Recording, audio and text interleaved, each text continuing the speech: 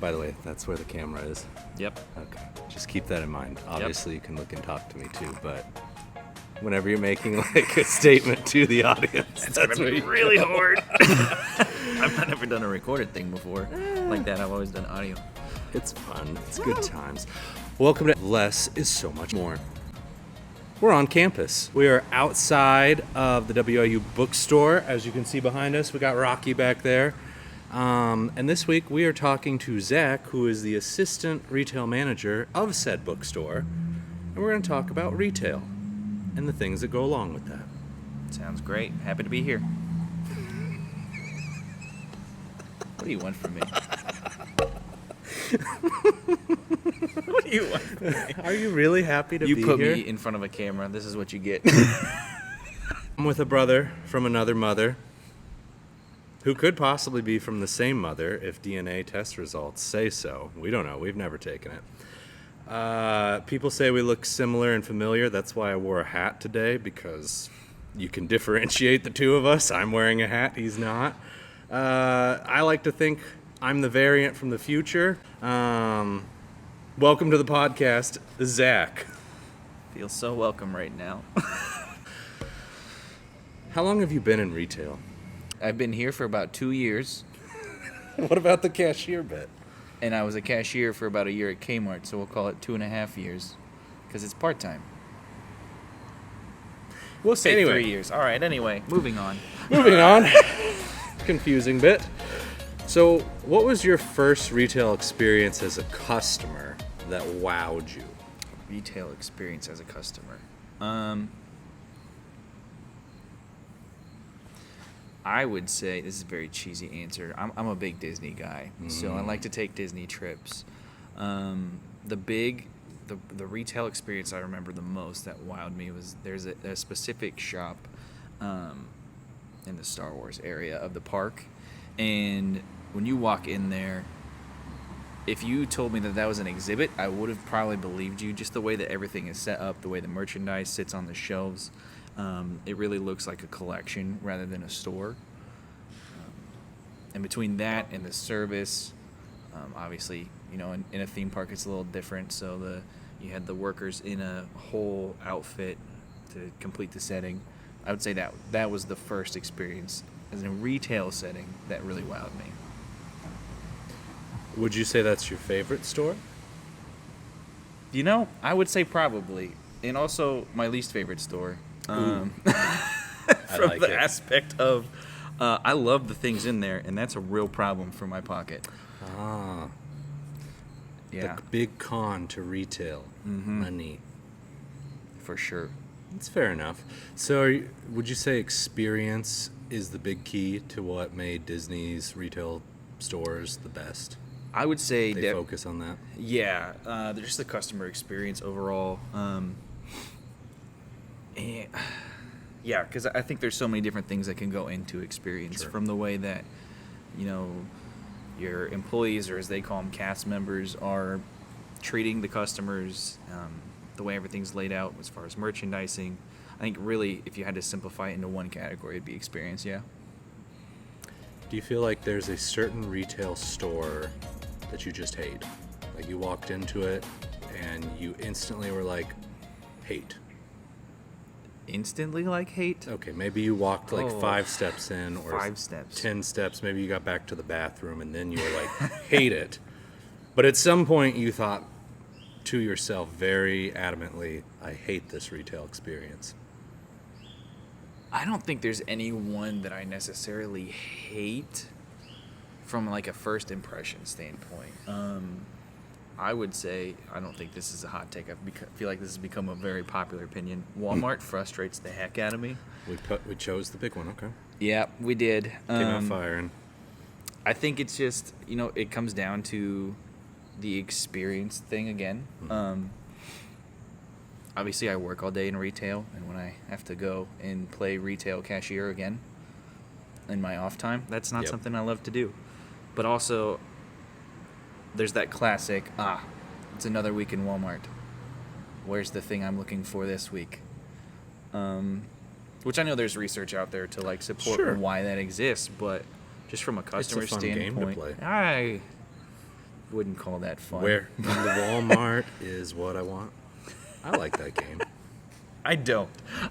I like to be efficient. I like to know where I'm going, know what I'm looking for. That is part of their experience. It's how you get to know their employees. You say, hello, Walmart employee. Do you happen to know where they stuck all the tools this week? And they say, I don't know. I just started working here last week. It's all a big ploy. They want you to use the app. They want you to order ahead. It makes sense. Why not? Yeah. Anywho, jumping back, I'm going to go, for me, one that I hate because, like, in my mind, they were doing things to stimulate certain things, and I just don't think it worked well. I hated Hollister. Every time you walk into a Hollister, thump, cologne. And not just good cologne, but disgusting bro cologne. Like, hey, it's me. Plus, then they assault you with the half-naked dude in the front to make you feel very insecure about yourself. And they purposefully made shirts one size too small. A 2X is not actually a 2X. It's always an XL. Fun fact. Good to know. My body type did not fit in a Hollister, and I did not like it for many of those reasons. That's fair. I think they've changed some of that. But that Yeah. said, at said time, that was part of the reason I did not like that experience myself. I will keep that in mind the first time I ever go to a Hollister, if ever. Do not. Go to an Abercrombie. They're basically the same thing. No, I'm just kidding. They've changed their approach too. Gotcha. So you made an interesting point of sorts of some people find retail jobs to be very mundane and boring and possibly just a stepping stone to getting their quote real job. Do you feel like your experience in retail has been different? I would say yes. At least from my position, maybe not as much on like a cashier level, but in my experience with the role that I'm in, retail's really what you make it. The choices that you make in your daily tasks and how you approach different things can make the job as boring or as exciting and interesting as you want it to be. Sure. So I think it's really what you make it. If you can be more creative in ways to make things fun and entertaining and kind of scratch that creative itch, there's ways to do that. But if you want it to be just I'm just going from point A to point B, I got to do the bare minimum to get by. You can do that, but I don't know why you would want to. I think sometimes, like you mentioned, with a really big box kind of store, having worked in that setting as well, a lot of times corporate has its own ideas that, to be fair, they're not expecting you to be creative as a floor worker or anything like that. But I definitely think there were a lot of times, even in floor positions, where, like, maybe the end display really isn't up to them. Like, they don't care how you set up the end display or the cap or, how you arrange some of the apparel to maybe be more appealing. Maybe they do, but really no one's checking. So, like, in some sense, I've seen stores that vary from town to town because clearly someone had a little bit more spice versus someone that, all right, corporate says do it this way. ABC, done. Like, Yeah.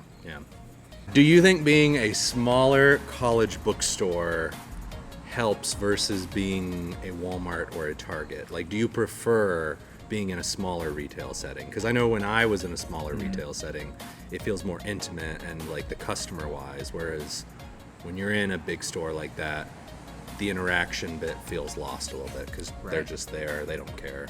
The experience is less. Right. I would say, yeah, it's a huge difference. You have, kind of like we were talking about, it.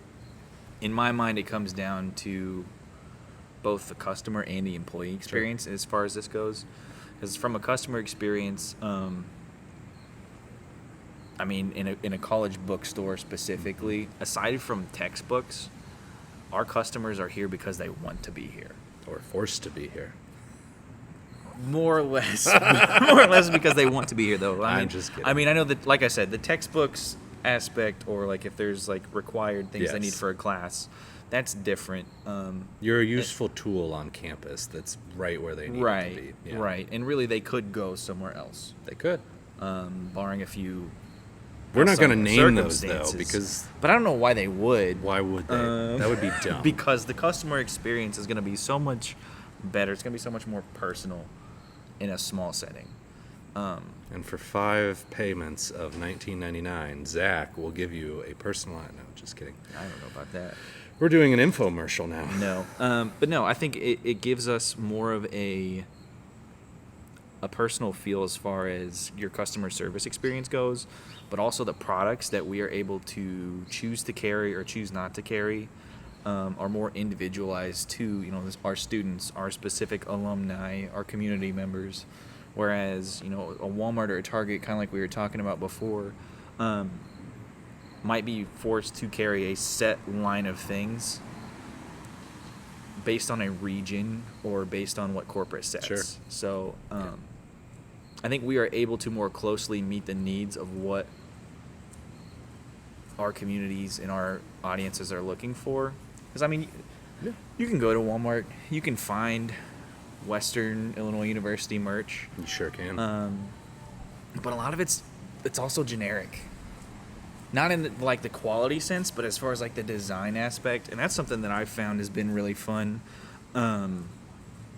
Working with you on different designs, working on stretching some of my own muscles in the design department, coming up with cool, fun ways like this wrap behind us. Using things instead of just having the basic. You got Rocky, and then you got Western Illinois Leathernecks or University, or you got the W in those same words. Finding different ways to use the recognizable things to make it look cool like you would like a professional team versus Walmart's, let's get a generic logo on there just so that we can make a couple bucks. That's fair enough. Yeah. To be fair, people do like basic things. For sure. And there's always a place. You guys even carry basic things. We have a whole... You're so basic. Oh, thank you. I've really been... It's all about less is more, really. Oh, if you think about it. Yes! Yeah. See what I did there? We're literally going to have to cut all the stuff about Walmart, though. Just, bleep it. Boop. You don't know who he hates. Boop. You don't know who he hates. Boop, boop, boop, boop, boop, boop. That's fine. They'd cancel me. Back to the future. Nope, that's trademarked. Anyway, that's the other thing. I don't know what you can or can't say. I suppose it depends on how big you get, and until someone's like, you made money off that, time to pay up. I think it's based on a personal opinion, not a professional standpoint. You had a lot of personal opinions about Walmart just as of late. I did. The views of this podcast do not reflect... I don't know how that thing goes. But anyway, I sure as heck hope that rusty, rattly car noise is not making its way in here right now. I kind of hope it does. We have a pileup of cars That'll out be there. fun. Everyone just... and then we got this. Ah, man. This campus is busting today. It is. It is lunchtime right now, so this is... All right. We'll wait. Well, just like we said, music. Yeah, perfect. If you can hear the music in the background, then this is a good tie-in to that. Music is something you definitely hear in lots of stores. Whenever you walk into a store, for example, Hollister also had a select type of bro music that I feel like added to all the ambience of everything. Even the bookstore has its own Spotify playlist that it plays. So, Oh, boy. it's a part of retail. It is. Now, if your life had a theme song, what would your theme song be? That's a great question. Is it a Spotify playlist? It is a Spotify playlist. Man. If my life had a theme song? If your life had a theme song.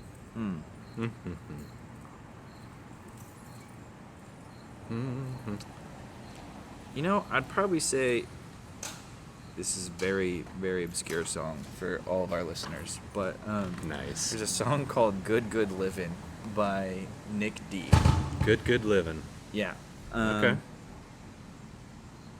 Yeah, I would say that's probably my theme song. And if you want to go give it a listen, you might get a sense why, because I don't know how to explain that necessarily. Okay. It's just kind of like, it's have got to that go. positive attitude. Yeah, I feel like the name implies that as well. So go listen to it right after this podcast. But not right now. But not right yet. now, you got to finish the podcast. Don't get bored. Don't leave. Please don't leave yet. Stick around. I'm trying to think what my theme song would be. I feel like the Jeopardy song. Sometimes when I'm waiting in life, that one seems to be a theme song. That wouldn't be my real theme song, let's be real. Closing time. Closing time. Man. It's always there. Classic. Like, I feel like once you're done with the serious bits of the day, flipping the switch, closing time. Go live life, people. What role do you think technology plays in shaping the future? Hard left turn. Hard left turn. Just like the cars out front.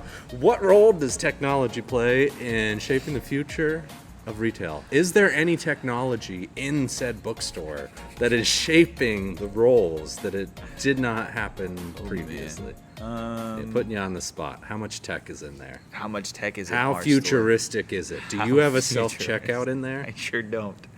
You should get a self-checkout. No, I will actually say... Just kidding. We want those college I'm students to not have doing that. jobs because they'd all be gone. You'd be like, out of here. You gotta have someone to help right. maintain everything. It's true. Yeah, I would say it plays a big role.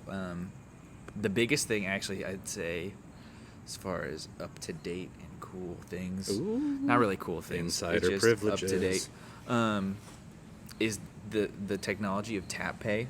Oh, yeah. Yeah, because we've been able to make, in days past, you have a high schooler come in Sure. who maybe doesn't carry a wallet, they don't have cash, they probably don't have a debit card yet, but they might have an Apple Wallet with their parents' card. I do recall that happening a lot. So, so I think that's allowed us to make a lot more sales. Or like, everyone pretty much has their phone, if not phone, and maybe a watch that has those payment methods on there. So Sure. you don't always have to worry about I forgot my wallet in the car, I'll be right back, and then they never show up. Sure. I'd say that's one of the biggest things. Something that I would love to see happen that I think this is where I think some of the big box retailers have an advantage is digital signage. I think there's a lot of flexibility that is built into that. It looks clean. You can update it as often as you want, so you don't have to worry about it looking outdated. As nice as physical signage looks, it's really easy as time goes on to tell, okay, well, this hasn't been touched for 5 to 7 years.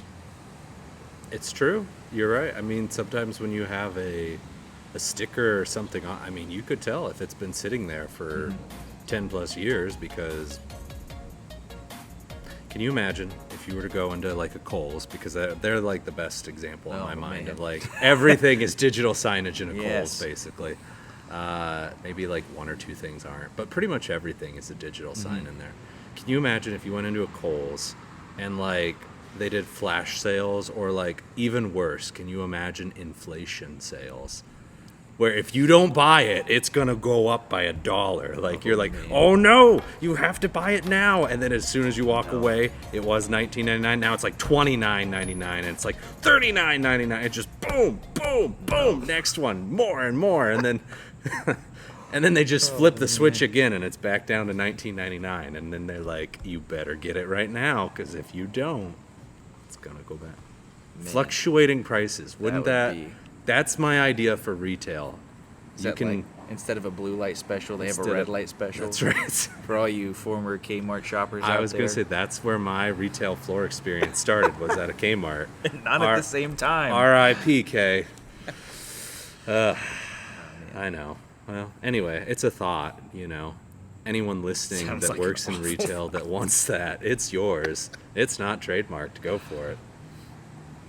Do you have any, that kind of brings us to a new point.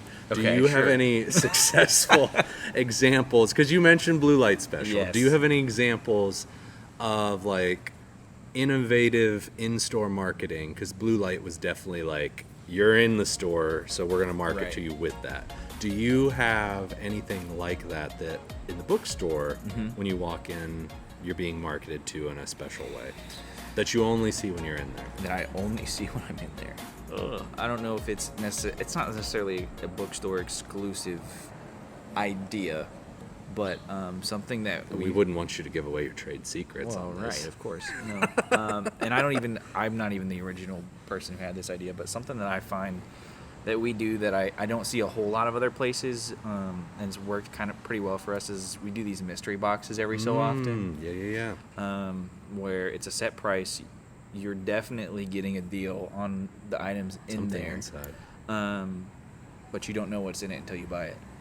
That's clever. Yeah. I think that's been a really fun, especially for like, graduates or something like that. I think we usually do them around graduation. I'm not sure, we might be doing one before Christmas this year, but don't quote me on that. Infomercial. Go buy one. No, if they're there. If not, just wait. They'll be there sometime, maybe. Okay. But yeah, I think that's something Mystery fun box. we've done. Aside from doing, just special little displays at the front of the Sure. store. I like the idea of the mystery box. I think that's it's a unique way to move product that maybe wasn't selling, and it's a unique, I think there's a lot of things, even like Lego, that's something that comes to my mind, how they do like little minifigs in a box, and then there's other collectible items too. I think Gen Z really likes that. They like the idea of, is this something cool? Maybe it's not 100% cool, but maybe you at least got one or two things that were, so you're like, okay. Maybe that goes back to like subscription boxes too, because I feel like everyone for a long time was buying online subscription box. I don't buy as many myself now, but I feel like people like the idea of, I'm getting some stuff because I paid for some stuff. Yeah. And then you're surprised and you're like, woo, or yeah, I don't know. for sure. Anywho, Could be interesting. I'm trying to think of what the worst kind of, anyway, never mind. What would be the worst box idea to send people? I don't know, man. I had a subscription Toilet paper box. companies. Oh, that would be, yep. All right, you win. Charmin. I was going to do the classic, like, what's the worst Christmas gift you can get someone? I feel like, Also Charmin. well, I was going to say, like, socks is, like, this one of the Made out of stereotypical Charmin. answers. But I'll be honest with you. Oh, you and Charmin. I want to get sponsored by Charmin. Anyway, like, I actually had a subscription there for a while to Charmin? monthly socks. I'd get 2 pairs a month. Okay. So, I don't know. I think How if many it's- socks do you have now? That's classified information. You're ashamed to tell us. I That's have okay. a lot of socks. It's all right. You can. This is a safe place to I'm let not people sure. know that you have a problem. You have a sock fetish. It's okay to say. I want to make it very clear that that is not what's going on. Sock fetish. That was a level that didn't need to be mentioned. Nor is it the truth. Okay. Well. Last question. Oh man! If you could have any superpower at all, but it can only be used for mundane tasks inside of a store, a retail store, what would that superhero power be? I'm gonna say to be able to freeze time around me in a bubble, so Okay. that I can freeze everything else. No, I'm just gonna broaden that to controlling the flow of time. All right. Okay. So I Doctor can- Strange. Yeah, More or less. Yeah, like I could, All right. I could create like essentially like a bubble around me, right, where Okay. everything outside is going really slow. Sure. And I can get whatever I need done. But then when I'm done, I can speed everything else up so that my day gets done when I want it to be done. So you kind of want to be Adam Sandler and Click with the remote. Yeah, that's a great way to put it, actually. I've never watched that show, but Me that's what I'm neither, referencing. But that's the, I get the reference. I hope others do too.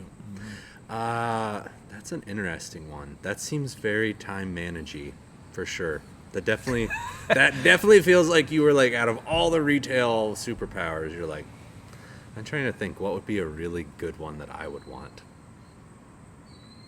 I'm just gonna go straight up Superman laser vision. You walk into my store, you know that I've got the laser vision. I see you steal something. Bam. Is that a mundane task? Fingers gone. Does that count as a mundane task? You're right. I didn't play by my own rules. You didn't. Evil Superman took over. I was thinking you were like gonna custom yeah, laser you're right. etch these items for Sure, people. that's where I was going with my laser There you vision. Was I go. want to custom etch some stuff direct to the consumer. Okay, fine. I'll pick some mundane task. That was the rule. That was You made the rule. I broke the rule because I'm a villain, not a hero in this.